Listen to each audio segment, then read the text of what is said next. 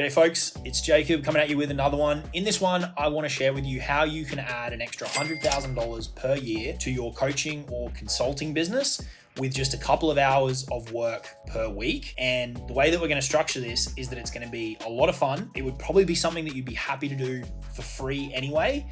And it can add a really, really nice supplemental income stream to your personal brand, to your information business. And it's something that we've been doing for multiple years. I'm going to give you the tools that you can go and deploy this. Today, I'm going to cut over to a training that I did with some clients, sharing this with them. And I think you are going to love it if you sell information in any way, shape, or form. Okay, before we jump over to the training, if you haven't already, be sure to 1, subscribe, 2, give this video a like, 3, drop any questions that you've got below.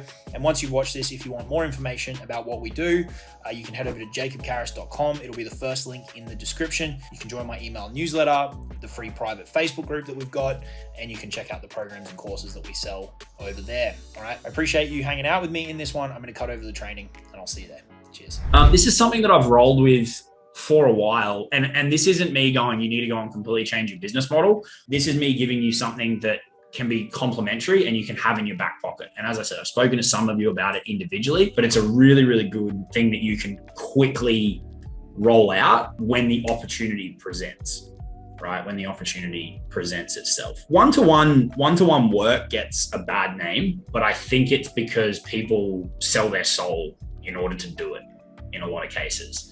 And then they look at their hour, as Justice is nodding his head because we've spoken about this, as they look at their hourly rate, it's like, holy crap, you know. But I really enjoy the one-to-one stuff as well, but the terms and the economics of it have to be right in order to do it.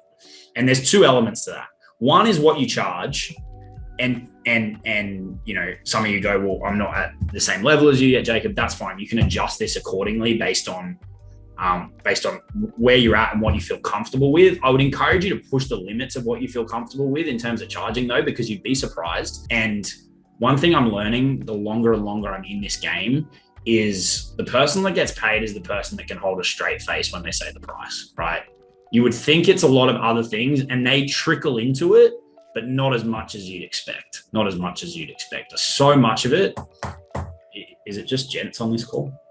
We've got Christina's here. Christina's here too. It's about the size of your things, and that's just the reality of it. So I would encourage you, if you think you're only worth $100 an hour, I would encourage you to push for 300 or 400. You'd be surprised, right? But beyond the price, what's more important is how you structure it, right? And what rules and stuff are in place. And I'm going to be the first person to raise my hand and say, I break my own rules from time to time, but these are more to protect you if you end up with a client who's less than ideal, put it that way. So they're going to be the price and how you structure it are going to be the 2 things that determine if you either love or hate one-to-one work.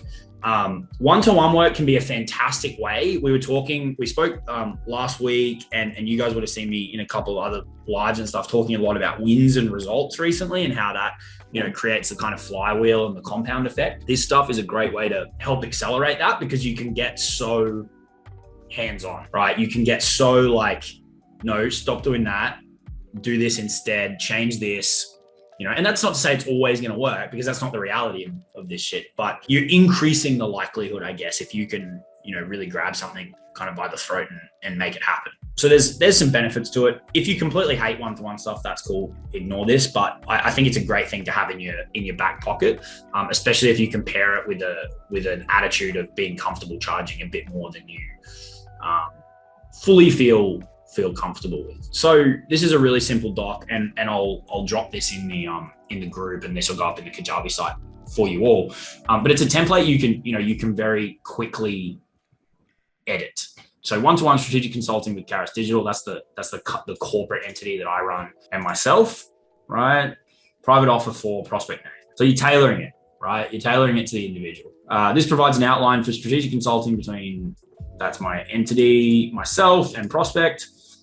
It's made exclusively to them, valid until, so you can put a bit of heat on to say, you know, make a decision just via sending this out. Put an offer date in, 72 hours is probably reasonable. You know, I don't see the need to extend it too much beyond that. And then this is, you know, we can talk about what would happen before this, but just in terms of the agreement, this is where we get into what's the structure of it, right? And being really conscious of what does this add up to, right? Vis-a-vis what you're going to charge. Okay. So if this is bi-weekly, 1 hour for 6 months, right? So you're doing 2 hours a month for 6 months. So that's 12 hours. Okay. Now you probably want to bake in a little bit of fat for back and forth where in most cases, there's going to be some rules broken around messenger or text or however you communicate. So bake in a little bit of fat into your pricing when you're factoring in your hourly rate. I wouldn't just take this at its face value because it's always going to be a little bit more, especially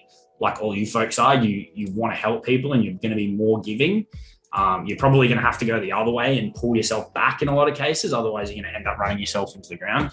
And the more you give, the more they expect you to give too, right? So what this does is it sets a really, really good baseline in terms of, I guess, like expected delivery. And then as you give stuff above and beyond it, it's like gravy and a nice to have, as opposed to promising the world and then you under deliver, right? So if you get them to agree to this, then as you give a bit more, they're going to be really, really grateful for it. Just don't give too much to the point that it becomes the expectation that you're going to respond within a minute of them messaging you.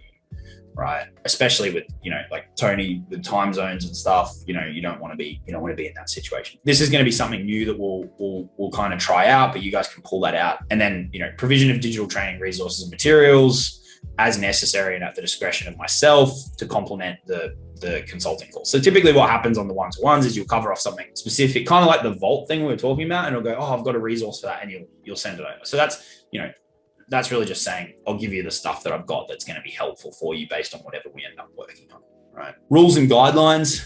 The other thing you can put into this title if you wanted to is boundaries. That's kind of a good way to phrase it. This is a pretty blanket rule that I apply, and this is the rule that I break from time to time, but it's me breaking it as opposed to not having this in there and there being ambiguity around it and then having to take it away even though it wasn't really there in the first place, if you know what I mean, right? Because if you're silent, you're better off putting it on the table and saying this isn't included, and then breaking the rule and it being a value add, than being silent on it. Someone assumes that it's included, and then you have to have the hard conversation to take it away, and that's going to leave a sour taste in the mouth, right? So that's a pretty important one. But at the same time, if you're starting out and you want to offer it, just think about the time that's going to be involved, give your best estimate, and then bake that into your pricing as well. Let's say you do include messenger access and you respond once a day, right? Let's say that message takes you 10 minutes to respond to. That's 50 minutes a week. That can add up pretty quickly, right? So just consider all of those kind of things. Just put it all in, and then even put a contingency in if you need to of like 10% on time, and then adjust your pricing kind of accordingly. But I think it's a pretty good blanket rule to just say, it's not included. And then if you want to break the rules, you can, right? All correspondence outside the agreed times to be directed. So in adding this element in, this is kind of trying to pull me back a little bit more. It gives them a point of contact if they're uncertain about something or they're looking for a resource without me having to respond. Right. And there's positioning in this too. There's a lot of positioning in it. Any video training, digital resources or materials provided during the arrangement are provided exclusively to the prospect and are not to be shared. And then these are just, basic shit. It's the responsibility of the prospect to take action and implement the advice provided. 24 hours notice must be provided to cancel or reschedule a call. Look, in reality, I'm going to be more flexible than that. But again, you're better off setting and getting agreement on stricter terms than on vague or looser terms. Right? You want it to make it feel like if the rules are broken, you're doing them a favor rather than hurting them. So think about that when you're engineering your rules. And this may sound harsh, but it's also like, Tony, you and I were talking yesterday about the guy you said to, I don't want to sell to you. And he was like, well, now I want to buy from you. Right? It's got a bit of that. It's got a bit of that takeaway. It's like, this is how I play the game.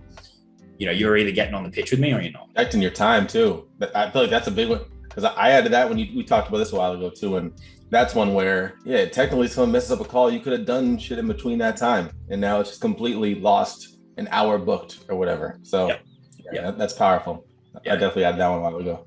Yeah. The investment is, you could do one time, you can do monthly, however you want to price it up, that's totally flexible. Typically what you'd probably do is go back and forth in a conversation a little bit before you send this over. So these terms are for the most part going to be agreed, but this is just kind of formalizing it. And then no way do people get refunds on this shit. No, not a chance, right? You have to make this non-refundable. Not, we'll do a weekly call and then you've got 30 days to decide if you're happy with, nah, you don't refund your time. You never get that time back. So, you know, if they're not okay with that, that's you've dodged a bullet. This document should help you, and you know, edit these as you see fit, make them more strict, make them more lenient, but just keep in mind you're better off getting them to agree to something that's more in your favor initially, because then you can nudge the needle back the other way during your time, and it's over delivery as opposed to the expectation. That would be my biggest piece of advice around all of this. In terms of how you can use this document, the reason that it's cool is what I'll do from time to time is if I've got someone who's in one of my programs, or I see engaging in a group, in the group, and we've had some conversations back and forth, I'll literally just outbound an offer to go one-to-one. If there's someone that I clearly have like a good energy and a good connection with, and that's so important with one-to-one, you almost want it to be, without the dynamic going that way, you almost want it to be working with someone who like you do it for free, effectively, right? They're the people that you're going to work with best one-to-one. There's easier ways to make money than this. This is like a nice supplemental income, so make it fun. Is my view on it. If there's people who, when you see their name in your calendar, you're like, holy crap, I don't want to get on that call, they're not your one-to-one clients, right? This shouldn't be your core business model. It should be something that complements other stuff. But when you start getting up into the $400, $500, $600, $700, $800, $900, $1,000 an hour, right? If you do 2 1-hour calls a week, or you do 4 half-an-hour calls a week, that's $8,000 a month. That's a 6-figure income stream doing 2 hours a week, which is pretty crazy, right? And there's no separate funnel. There's no fancy crap. This is just taking the existing lead flow that you've already got from your other products, affiliate products, your group, your profile, your email list, and it's just a different way to monetize, right? It's just a different way to monetize. And when the rules are set up like this, it's pretty limited in terms of your actual, it can't get too out of hand is my point.